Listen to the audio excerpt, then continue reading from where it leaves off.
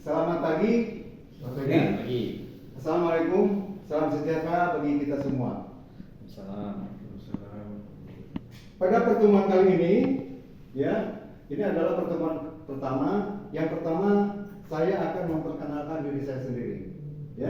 Nama, Sudrajat, jabatan lektor, pangkat. Kalau ada hal-hal yang perlu ditanyakan, nanti adalah saya cantumkan nomor WA dan email. Dan mata kuliah ini adalah pengantar ilmu politik. Mungkin mata kuliah ini sangat baru bagi Raja semua, karena ini adalah semester 2 di mana saudara di dalam pembelajaran SMA belum mendapatkan apa yang dinamakan dengan ilmu politik. Dan ini sering menjadi isu-isu strategis di dalam kehidupan berbangsa bernegara. Oke ya. Selanjutnya kita akan melihat ruang lingkup. Ini adalah pengetahuan dasar bagaimana untuk mempelajari ke depannya. Berbicara masalah ilmu politik, ada konsep dasar adalah kita berbicara masalah negara. Kenapa kita berbicara masalah negara? Karena di dalam negara itu sendiri ada pemerintahan, ada masyarakat, ada legitimasi, ada kekuasaan. Ini adalah satu kesatuan yang tidak bisa dipisahkan. Jadi pengertiannya ini bukan berarti harus berputar atau berkanan atau ke kiri, tapi konsep ini adalah saling berhubungan satu dengan yang lainnya. Apakah legitimasi, apakah kekuasaan, apakah pemerintahan, masyarakat, itu adalah ada dalam lingkup suatu negara. Berbicaranya adalah masalahnya adalah politik. Di samping itu, sesuai dengan tuntutan reformasi tahun 98, bahwa tuntutan utamanya adalah otonomi daerah, reformasi birokrasi dan KKN. Jadi dengan adanya otonomi daerah, yang perlu diketahui oleh saudara bahwa konsep legitimasi pemerintahan daerah sekarang berada di dalam lingkungan politik masing-masing daerah. Artinya pemilihan kepala daerah dan legislatif daerah itu menjadi satu tatanan dengan sistem yang diberikan oleh pemerintah pusat. Kalau dulu dia adalah diperintahkan oleh pemerintah pusat. Sekarang ada sistem yang namanya dengan dekonsentrasi, tugas bantuan dan desentralisasi. Sedangkan waktu pasca Orde Baru sifatnya adalah sentralisasi. Artinya segala sesuatu diatur oleh pusat. Sedangkan sekarang adalah diatur oleh pemerintah daerah itu sendiri. Maksudnya Bapak Saudara sesuai dengan visinya IPDN menjadi perguruan tinggi kepemudaan yang unggul, profesional, berkarakter dan mempunyai daya saing di tahun 2045. Artinya, saudara harus mengetahui bagaimana konsep politik ini antara pemerintahan, masyarakat, legitimasi dan kekuasaan untuk meningkatkan kesejahteraan di daerah masing-masing, sehingga daerah itu mempunyai daya saing tersendiri dan mempunyai keunggulan tersendiri. Itu menjadi tanggung jawab Bundi di dalam politik. Sedangkan saudara adalah merupakan bagian dari politik. Walaupun ASN, aparatur sipil negara, tidak diperkenankan untuk ikut politik praktis. Akan tetapi realisasinya saudara adalah merupakan bagian di mana saudara akan melaksanakan kebijakan-kebijakan politik yang ditentukan oleh pemerintahan di daerah. Selanjutnya ini karena gambaran umum nanti akan dibedah masing-masing dalam setiap sesi pertemuan. Dan selanjutnya, apa itu negara? Negara itu pasti akan mempunyai unsur-unsur yang dinamakan dengan unsur negara. Tentu di sini ada wilayah. Wilayah ini mencakup antara daratan, dan ruang udara, lautan dan sebagainya. Yang kedua penduduk, ya, negara harus memiliki penduduk, ya, wilayah kependudukan terdiri dari warga negara dan penduduk asing yang tinggal di negara tersebut. Jadi warga negara itu adalah warga negara kita sendiri dan ada warga asing yang tinggal di kita. Lalu ada pemerintahan, ya. Jadi pemerintahan inilah yang menjadi konsentrasi nanti dalam bidang ilmu politik. Lalu ada kedaulatan. Kedaulatan juga sama adalah menjadi konsentrasi dalam ilmu politik karena dia adalah merupakan otoritas tertinggi untuk mengelola administrasi pemerintahan, ya, atau mengelola manajemen daripada pemerintahan. Mau dibawa kemana arahnya itu adalah tentang kedaulatan. Lalu ada yang dinamakan dengan pengakuan internasional. Ya, ini adalah sering dikaitkan dengan bagaimana kita diplomasi. Ya, itu adalah menjadi kewenangan daripada kepala pemerintahan.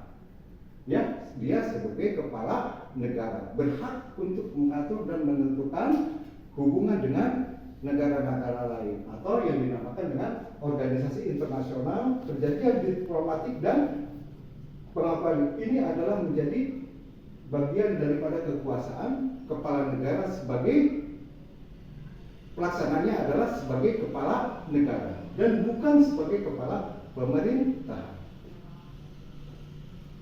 Ya, selanjutnya sumber legitimasi. Ya, kenapa sumber legitimasi yang sering kita di negara demokrasi pada saat ini adalah pemilihan umum. Ya, di mana pemerintah akan dipilih oleh rakyat. Apa inti daripada pemilihan umum itu atau proses demokrasi itu? Diharapkan rakyat merasa memiliki terhadap pemerintah, sehingga dia akan melakukan pemilihan siapa yang mempunyai hak untuk mewakili sebagai manifestasi daripada perwakilan mereka, baik itu di pemerintahan daerah maupun di pemerintahan pusat. Ya, pemerintahan dalam arti kata bahwa legislatif dan eksekutif. Ya, partisipasi masyarakat. Ya, masyarakat yang dilibatkan dalam proses pengambilan keputusan dapat merasa memiliki dan menerima kekuasaan pemerintahan. Ya, jadi karena tadi adalah demokrasi, maka dia akan merasa memiliki, menyerahkan sepenuhnya, ya, dengan sepenuh hati. Ya, lalu ini ada tradisi dan budaya. Kenapa menjadi sumber legitimasi? Pemerintah yang memiliki akar budaya dan tradisi yang kuat dapat memperoleh legitimasi. Ini sering dikaitkan dengan negara-negara yang dipimpin oleh kerajaan, ya, seperti Arab Saudi dan sebagainya. Nanti akan dibahas lebih lanjut, ya. Kenapa? Dia itu tradisi. Dia meyakini bahwa keturunan setiap pemimpinnya adalah mempunyai negara akan melanjutkan pemerintahan sesuai dengan induknya atau sesuai dengan keturunannya secara vertikal. Ya, itu akan percaya dia tidak perlu melakukan pemilihan dan sebagainya, tapi dia akan mengakui keturunan daripada masing-masing raja tersebut. Ya. Selanjutnya fungsi. Kenapa ini ada fungsi legitimasi? Meningkatkan kepercayaan masyarakat. Ya, legitimasi dapat meningkatkan kepercayaan masyarakat terhadap pemerintah. Itu pasti yang pertama, ya. Yang kedua, meningkatkan stabilitas politik. Legitimasi dapat mengurangi konflik dan meningkatkan stabilitas politik. Ya, konflik itu karena ketidakpercayaan. Ya, dengan adanya legitimasi melalui pemilihan umum, maka dia akan mengurangi daripada konflik itu sendiri. Meningkatkan efektivitas pemerintahan. Legitimasi dapat membuat pemerintah lebih efektif dan dalam menjalankan tugasnya. Kenapa efektif? Karena dia adalah mempunyai kepercayaan daripada masyarakat secara legitimasi. Ya. Lalu ada tantangan di sini legitimasi. Ini juga merupakan suatu tuntutan daripada reformasi adalah korupsi. Ya, karena dia mempunyai kekuasaan, maka lebih rentan terhadap apa yang dinamakan dengan korupsi. Makanya tuntutan reformasi adalah bagaimana menghilangkan KN dan reformasi birokrasi dan otonomi daerah. Lalu ketidakadilan dan diskriminasi pemerintah yang tidak menjunjung tinggi keadilan dan kesetaraan dapat kehilangan legitimasi. Ya, bagaimana dia melakukan atau melaksanakan tugas-tugasnya secara diskriminasi, ya, atau lebih cenderung apa yang dinamakan SARA dan sebagainya. Dia akan membiarkan orang-orang tertinggal, ya, itu akan sebagai tantangan legitimasi. Kegagalan ekonomi. Kenapa kegagalan ekonomi? Banyak sekali negara yang bangkrut atau sering menjadi kerusakan karena ketidakmampuan dia mempertahankan daripada ekonomi. Ya, di mana masyarakatnya semakin miskin, jurang pemisah antara yang kaya dan yang miskin semakin luas. Ya, ini adalah kegagalan ekonomi. Ini adalah tantangan daripada legitimasi atau kepercayaan publik terhadap pemerintah. Ya.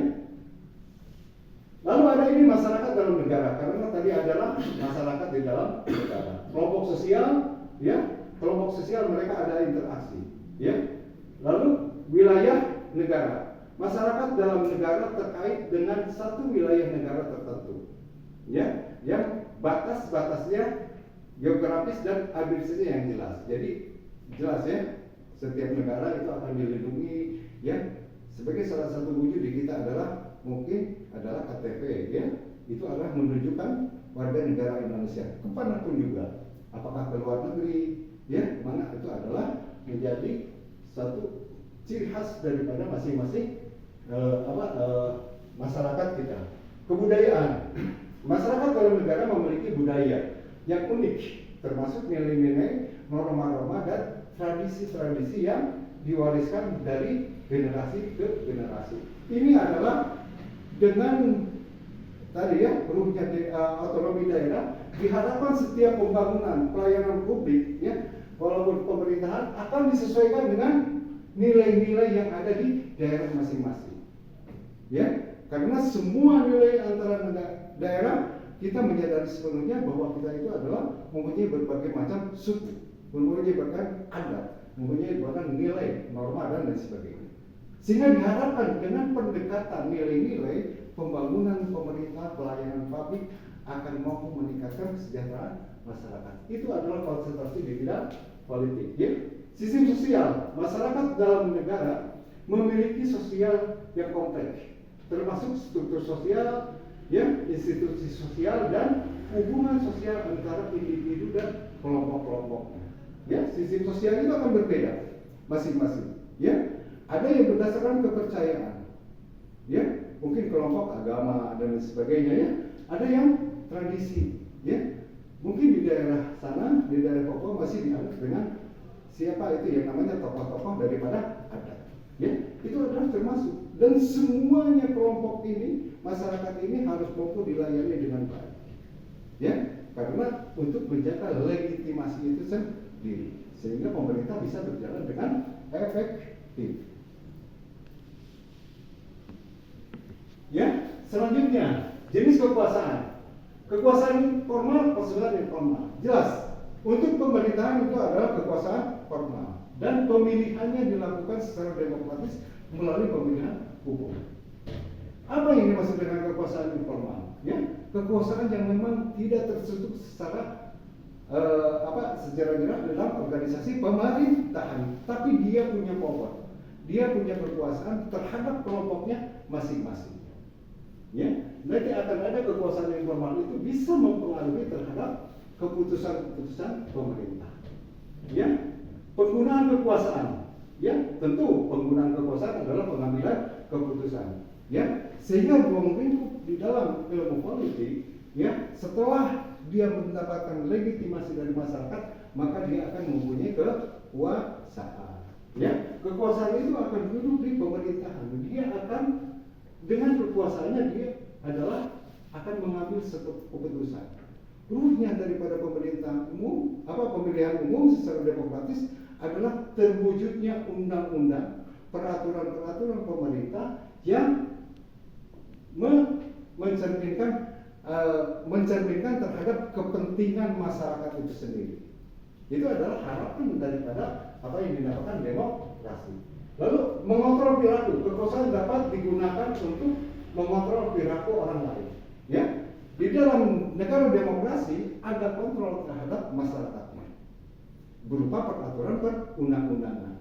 Hak mempunyai yang seluas-luasnya, tapi tidak boleh menyangkut dengan hak orang lain, mengganggu ketertiban umum dan lain sebagainya.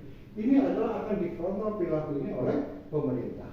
Ya, mungkin kita sekarang apa yang dinamakan dengan polisi itu sebetulnya untuk mengontrol perilaku daripada setiap masyarakatnya.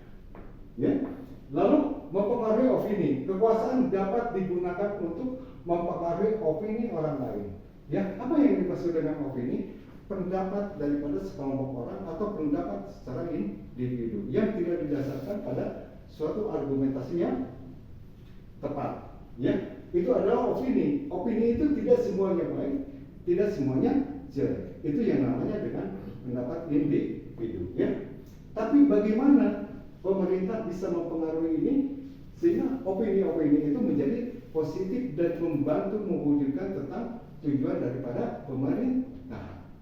Ya, lalu dampak kekuasaan, penyalahgunaan kekuasaan. Kekuasaan dapat disalahgunakan untuk kepentingan pribadi atau kelompok tertentu. Ini yang paling resistensi dengan adanya berbagai macam politik. Ya, dia bisa aja menyalahgunakan karena dia merasa mendapatkan mandat dan dia berkuasa sehingga segala sesuatu bisa disalahgunakan. Tujuannya bisa untuk kepentingan politik, ya, atau kepentingan partai politik, atau kepentingan individu, ya. Hal ini mungkin bisa saudara lihat di media-media sosial, ya, di platform-platform internet dan sebagainya.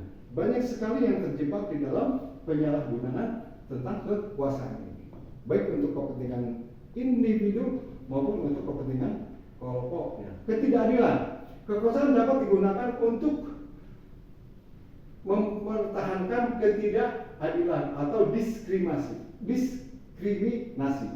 Kenapa ini bisa terjadi? Karena dia berkuasa, seolah dia bisa melaksanakan apa saja, walaupun sebetulnya ada kontrol dari masyarakat. Nanti bagaimana akan dibahas selanjutnya kedudukan dari lembaga-lembaga swadaya masyarakat, ya, di dalam pemerintahan demokrasi. Ini adalah sebagai kontrol atau ketidakadilan, ya. Lalu konflik, kekuasaan dapat memicu konflik antara individu atau kelompok yang memiliki kepentingan yang berbeda. Konflik ini bisa timbul daripada kekuasaan, ya, di mana peraturan pemerintah tidak selaras dengan kehendak kelompok-kelompok, apakah itu dengan kelompok buruh ataupun dengan kelompok kekuasaan. Ini bisa menimbulkan konflik, ya, bisa menimbulkan konflik. Di mana konflik ini akan terjadi apabila kepentingan masyarakat kurang terakomodir dengan suatu peraturan perundang-undangan, ya, atau dengan kinerja pemerintahan memihak dalam kelompok tertentu, ya. Selanjutnya ini ada jenis-jenis pemerintahan, ya. Apa yang dinamakan jenis pemerintahan adalah demokrasi, pemerintahan yang dipilih oleh rakyat. Nah, ini kita sedang menuju demokrasi, ya. Walaupun belum begitu lama, karena dulu adalah demokrasi, akan tetapi pemerintahannya bersifat otoriter, ya. Apa bedanya demokrasi yang modern dan otoriter? Dalam demokrasi otoriter, semua kekuatan yang ada di negara ini adalah digiring untuk memilih satu partai, ya, sampai dengan lembaga-lembaga swadaya masyarakat. Kalau bisa sampai dengan apa? PKK yang paling bawah, ya, lalu Karang Taruna juga digiring dalam satu partai tertentu. Sehingga demokrasi yang secara otoriter dia akan merasa legitimasi karena dia biasanya lebih daripada 80%. Baik yang duduk di legislatif, ya, terutama yang duduk di legislatif yang menentukan ketentuan peraturan perundang-undangan, ya. Sedangkan demokrasi modern menuju bahwa setiap partai mempunyai kehendak masing-masing, ya. Walaupun ini agak rumit dalam pelaksanaan pemerintahan. Kenapa? Ya, karena kita harus menggabungkan beberapa partai, ya, untuk menjadi kekuatan yang pemerintahan. Lalu ada oligarki, ya. Benar, oligarki itu adalah pemerintahan yang dikendalikan oleh sekelompok orang. Ya, ada diktator. Ya, fungsi pemerintahan adalah mengatur dan mengelola, ya, membuat kebijakan, menjalankan keamanan dan melayani masyarakat. Ini poin penting adalah bagaimana kita melayani masyarakat untuk mempertahankan legitimasi daripada pemerintahan. Ya, struktur pemerintahan, ya. Kita memegang struktur pemerintahan di Indonesia itu dari zaman dulu adalah yang dinamakan dengan trias politika, ya.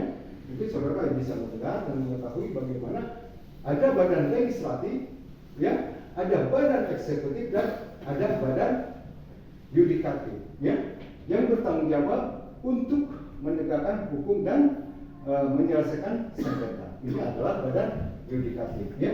Yudikatif ini nanti dalam negara demokrasi akan terbagi dua, Mahkamah Agung dan Mahkamah Konstitusi. Ya, apa perbedaannya nanti akan dibahas di pertemuan berikutnya.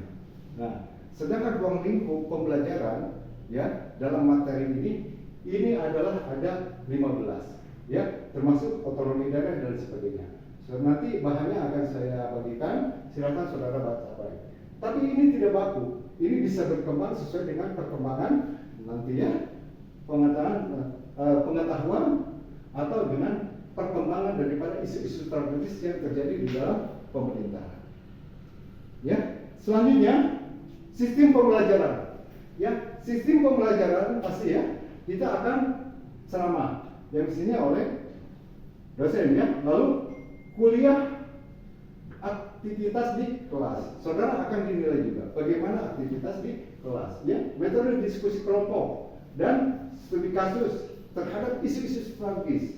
Politik itu sangat kompleks, silakan nanti bisa dengan berbagai macam studi kasus. Mari kita rumuskan, mari kita diskusikan, ya, dengan seksama, ya. Yang perlu diketahui bahwa dosen di sini adalah sebagai fasilitator, ya. Pengetahuan dosen adalah pengetahuan satu orang, sedangkan saudara adalah bisa mempunyai pengetahuan dari berbagai macam pemikiran, mungkin sampai 30-40 sesuai dengan jumlah kelasnya. Sehingga ini adalah harus ada diskusi kelompok, komputer, SNI dan lain-lain. Ini tadi, ya, tujuan secara pengetahuan kita yang telah ditentukan dari apa isu-isu yang akan dibahas, ya. Sedangkan tujuan praktis, ya, ini proses sebagai calon ASN, ya, aparatur sipil negara pemerintahan daerah, diharapkan memahami dengan jelas tentang tugas dan fungsi melayani, mengkolaborasi, ya, mensinkronisasi program-program pemerintah daerah, ya, dan meningkatkan pelayanan pemerintahan pembangunan guna meningkatkan kesejahteraan masyarakat di daerah sesuai dengan tugas desentralisasi, dekonsentrasi dan tugas pembangunan. Ya, selanjutnya sistem atau struktur penilaiannya. Penilaian akan dibagi menjadi beberapa bagian. Kehadiran 5%, tugas terstruktur 15%, aktivitas di kelas 10%, ujian tengah semester 30% dan ujian akhir semester adalah 40%. Tapi perlu diketahui ini adalah merupakan satu kesatuan yang tidak bisa dipisahkan. Bukan berarti saudara 50 ini hanya 5%, saya nggak masalah, berarti kan itu kosong. Tidak bisa seperti itu. Salah satu unsur dari ini kosong, berarti kan dia tidak bisa diberikan nilai. Walaupun umpamanya tugas tengah semester dan tugas akhir semesternya ujiannya adalah bagus, ya, dan dia memenuhi syarat untuk itu. Tapi akan tetapi salah satu tidak dipenuhi, itu akan tetap tidak bisa diberikan penilaian. Sistem penilaian sekarang kita menggunakan sistem apa yang dinamakan dengan SIAP, ya, aplikasi ini. Saudara-saudara sudah mengetahui dan saudara sudah bisa menggunakannya. Dengan kehadiran sistem barcode ini diharapkan semua bisa melaksanakan dengan baik. Apalagi kita kan kuliahnya adalah boarding school, tidak alasan untuk tidak hadir di kelas karena sangat berdekatan. Ya. Ya, sekian dan terima kasih ya. Kita akan bahas dalam pertemuan berikutnya berbagai macam yang tadi adalah menggunakan bagian daripada rencana pembelajaran. Ya. Sebelum ditutup ya, Bapak akan membuka suatu sesi pertanyaan. Silakan. Baik, saya akan sedikit menanyakan Bapak terkait dengan konsep politik yang telah Bapak sampaikan. Ini kaitannya dengan desentralisasi dan sentralisasi itu Pak, yang tadi Bapak sampaikan. Ini sampai sejauh mana Bapak antara pemerintahan pusat dan pemerintah daerah itu korelasinya bagaimana Pak? Mungkin Bapak bisa menjelaskan secara lebih detail ataupun rinci terkait dengan konsep pemerintahan pusat dan pemerintahan daerah terkait dengan adanya desentralisasi. Mungkin itu saja Pak, terima kasih. Oke ya, terima kasih ya. Konsep dasar daripada apa yang dinamakan tadi desentralisasi. Yang pertama waktu zaman Orde Baru adalah sentralisasi, sehingga semua diatur oleh pemerintah pusat. Nah, dengan konsep desentralisasi diharapkan pelayanan pembangunan disesuaikan itu tadi ya dengan nilai norma ya budaya yang ada di daerah tersebut, dan juga dia dapat menggali potensi sumber daya yang ada di daerah tersebut untuk dimanfaatkan sebesar-besarnya untuk kepentingan wilayah tersebut. Kewenangan itu diberikan, silakan saudara ya, dengan desentralisasi itu menggali potensi-potensi yang ada. Ya, mungkin ada 7 yang tidak bisa dilakukan, itu masih dipegang oleh pusat. Ya, dalam kategori ini adalah mengenai hubungan internasional, fiskal dan sebagainya. Silakan saudara baca undang-undangnya ya. Dan moneter ya istilahnya ya. Lalu pertahanan keamanan itu tetap menjadi konsentrasi pusat. Ya, akan tetapi dengan desentralisasi diharapkan pemerintah daerah dapat menggali potensi sumber daya yang ada.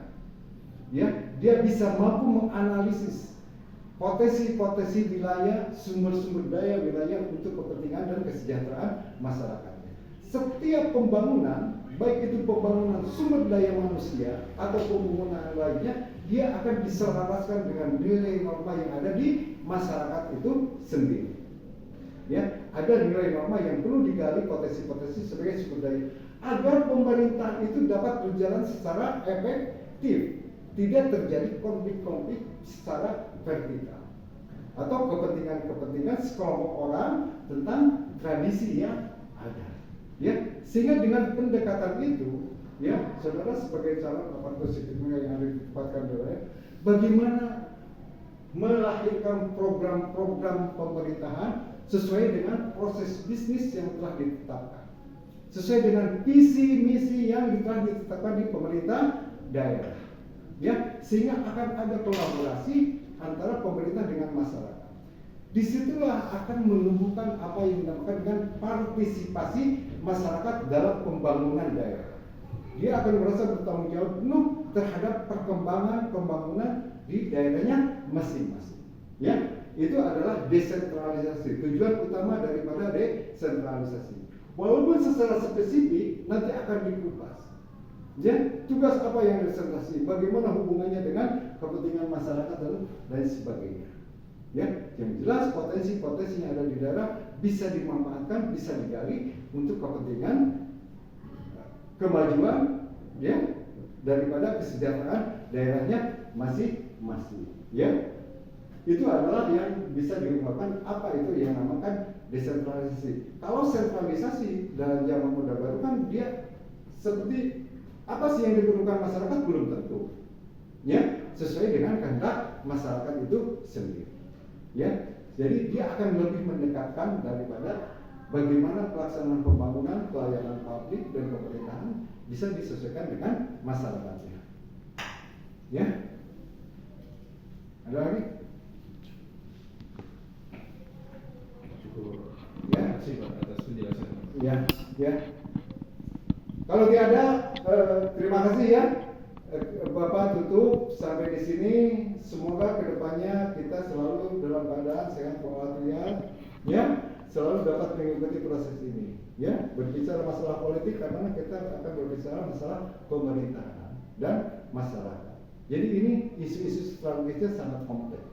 Ya, sangat menarik untuk dipelajari, akan tetapi juga mungkin ada sedikit resistensi, apalagi sekarang dengan kemajuan teknologi informasi. Bagaimana kita mampu beradaptasi dengan kemajuan teknologi informasi dalam melaksanakan pelayanan terhadap masyarakat. Ya, sekian dan terima kasih. Wassalamualaikum warahmatullahi wabarakatuh. Kita akan ketemu di pertemuan berikutnya. Terima kasih.